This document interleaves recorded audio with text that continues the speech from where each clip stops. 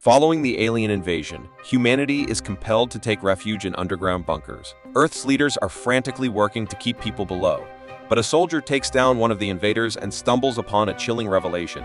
Immediate shelter is a must, because the danger could strike at any moment. Half a century after an unspecified attack, all of humanity resides above ground. Although some folks resist going into bunkers, regular folks can only resurface by enlisting as soldiers and serving a standard 100-day term. One day, a soldier known as someone completes training and boards a tank bound for outpost Cerberus, where they must fulfill their duty. On the journey, the military encounters people rushing toward a shelter called Exilium. Soldiers disembark one by one as they reach their assigned stations. Eventually, it's someone's turn, however.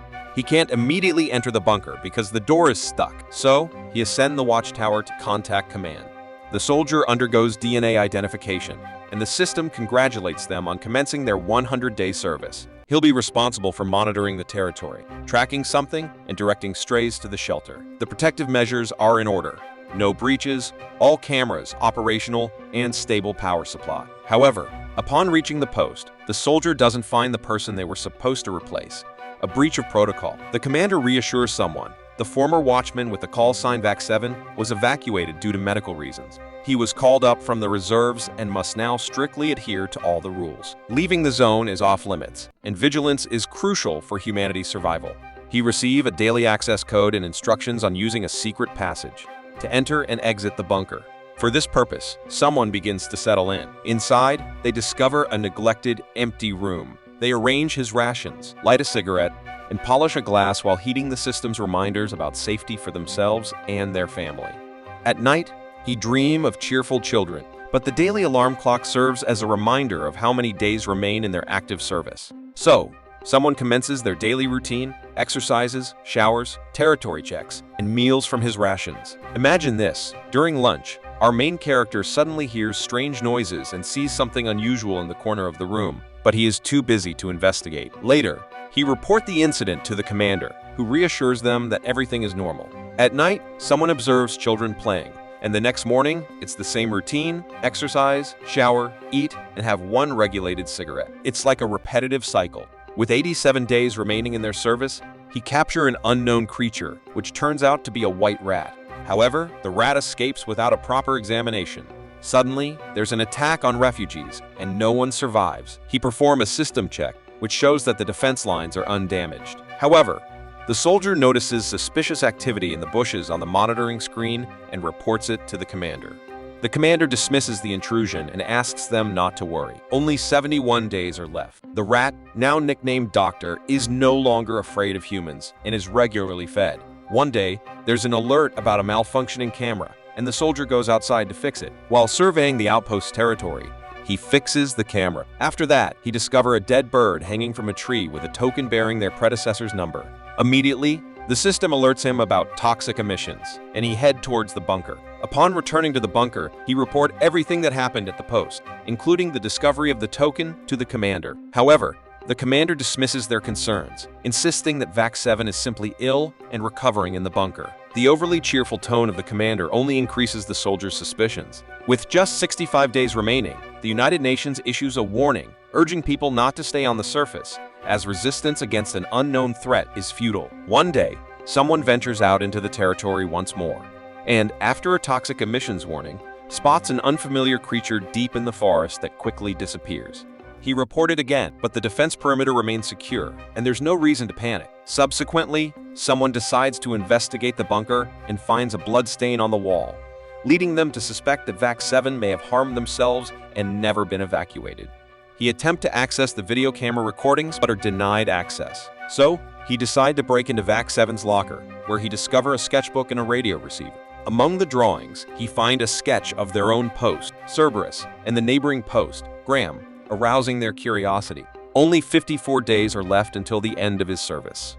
The countdown's on. Someone's got the neighborly itch, and he decides to visit Graham. But guess what? He can't cross the line because his legs got this implant that zaps him with pain. The audio keeps nagging them to get back to Cerberus. So, he gets a bright idea, climb a tree, and start waving and shouting to Graham. No dice. Back at Cerberus, he checked the archives, and boom, a mysterious creature on the camera, and the lights go out. Talk about bad timing. Our soldier's like, I feel someone's lurking, but the equipment's all, nah, no intruders. He rush outside, even take a shot at the bushes, and scare off a poor bird. He report the hiccup to the commander, who's like, we'll send a repair guy. And hey, remember you've got a job, especially with only 40 days left. He tried to access the archives again, but no luck, thanks to an electrical hiccup.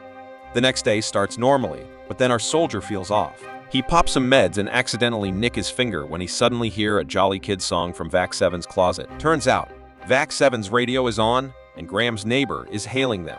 He quickly figure out it's a different person and cut the chat short, despite being happy to hear from them. Another electrical surge hits, and the soldier reminds the commander about the repair specialist. The commander drops a bombshell, an attack on a post with 0 survivors. So, trying to reach those distant outposts is like playing Russian roulette. A few more days roll by, and our soldier starts venturing outside more. One day, they stumble upon a woman and a kid hiding in a cave. They try to persuade them to come to the bunker, but the duo bolts, more scared of our soldier than whatever's out there. Back inside, he hears a warning about some lost souls in danger, but now he is not sure if those folks even want to be rescued. He talks to the rat more and more, telling it about the children in his dreams. It turns out that the ability to dream has become a thing of the past, but he has suddenly acquired it. This is seen as a sign of a mental illness. Someone keeps trying to contact his neighbor, but there is no response.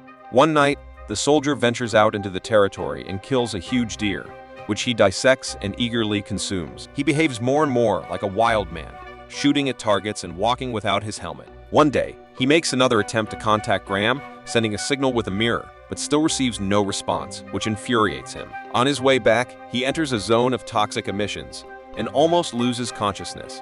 In a semi-delirious state, he sees this strange creature again, which runs away from him. Regaining his senses, he tries to convey to his neighbor his belief that Vac 7 is likely being held in the forest, but Graham remains silent. There are 14 days left until the end of his shift, when a repairman finally arrives at the post. He reports on a recent attack and the deaths of many people. The man is displeased, sensing the presence of the rat. He explains that the soldier's predecessor was friends with the rat. The technician dispels someone's fears, explaining that the shadow on the wall is himself due to a system glitch. Strangely, the cameras in the defense ring are turned off, even though the soldier checked them just now. Then, the rat climbs onto the table, and upon seeing it, the repairman forcefully shoves it away. The soldier rushes to the motionless rat and pleads with it not to die, which infuriates the repairman even further. The soldier aims his gun at the repairman, ordering him to disable the internal camera and unlock the archive video recordings. The repairman refuses, and someone hits him. However, he still can't do anything because the access requires the personal codes of 2 guards. A fight erupts between the 2 men. Someone sustains several injuries, but eventually emerges victorious. Afterward, the repairman shares his experience of encountering something when he was a soldier. His helicopter crashed in the desert, and of all the survivors, only he and his partner remained. The repairman went for help, and when he returned, he found the second soldier without ears. It turns out that something affects people through sound, and the guy cut off his own ears to avoid hearing the horrifying noise. During a sandstorm, they saw a huge shadow circling around them, but they never understood what it was. When he was eventually found, his lungs were filled with sand, and he had an unexplained catheter in his throat. The soldier steps up, locking the repairman in the bunker to keep him safe. He takes care of the repairman's injuries and then reports to the commander that everything is fine. Later, he figures out a way to access his predecessor's information using the radio. Eventually, he cracks open the archive footage, showing that Vac 7 went crazy due to exhaustion and stress. He shares this information with his neighbor. Now, the soldier is filled with wild ideas of a conspiracy. He's convinced that the higher-ups are tricking everyone by making things up because nobody has actually seen what they claim. He believes that the mission to send people below ground is just a ruse to save resources for the wealthy while others suffer. He wants to talk to his neighbor about it, and although his neighbor is hesitant, they agree. With only 7 days left, another system alert about an attack sends our soldier into a frenzy. He smashes the alarm with a jar, causing the rat inside to scurry out. In a sad turn of events, he realizes he accidentally killed his friend. He goes outside without any clothes and encounters the monstrous creature once more. He grabs some deer antlers from a tree and fatally wounds the creature, only to notice a tattoo on its neck. It's Vac 7. He returns to free the repairman and spills the beans about the conspiracy, thinking it was the stories from his predecessor that drove him mad. But now, our soldier is fearless and tired of being fooled. He demands to know where to cut the power to disable the defense lines and save the people. The repairman is horrified, fearing this will lead to disaster, but but he obeys the soldier. Our soldier contacts his neighbor, explaining that it's time to end the madness and set people free. Thank you for watching, and please subscribe Mango Recap for more video like this and help the channel grow.